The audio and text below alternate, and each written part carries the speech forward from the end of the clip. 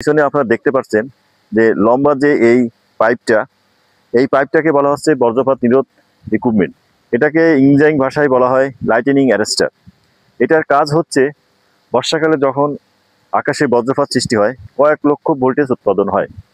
এই ভোল্টেজ সাধারণত নিউট্রালাইজ বা তার নিঃশেষ হওয়ার জন্য পৃথিবীর মাটির দিকে ধাবিত হয়। এখন পৃথিবীর কাছাকাছি যখন চলে আসে তখন কিন্তু এই ভোল্টেজ দেখে তার পৃথিবীর সব থেকে উঁচু স্থাপনা কোনটা, তার উপর পড়ে উঁচু স্থাপনা থাকে, ওই স্থাপনার মাধ্যমে মাটিতে গিয়ে নিউট্রালাইজ হওয়ার চেষ্টা করে। আমাদের এখানে পাইপটা দেওয়ার কারণ একটাই, যে যাতে আমাদের ওই ভোল্টেজটা এই ইকুইপমেন্টের উপর পড়ে মাটিতে যাতে সহজে চলে যেতে পারে। আপনাদের একটু দেখায় আমি কাছে গিয়ে এই লাইটিং অ্যারেস্টারটা। এটা দেখেন অনেক উঁচু, মানে প্রায় 50 থেকে 53 মিটার পর্যন্ত উঁচু হয়ে থাকে। এটার উপরের ভাগে দেখেন, ওখানে আমাদের এখানে একটা কপারের পাত আছে, এই পাতটা উপরিভাগে লাগানো।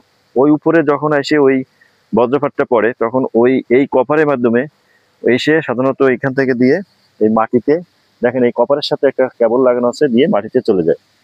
মূলত এটাই হচ্ছে লাইটিং অ্যারেস্টার কাজ, যে বজ্রপাতটা নিরোধ করা হচ্ছে লাইটিং অ্যারেস্টার কাজ। আজ এই পর্যন্ত। আমি Soumen Mondal. Facebook, Instagram, TikTok সহ ইউটিউব চ্যানেলের নাম সৌমেন ইঞ্জিনিয়ার।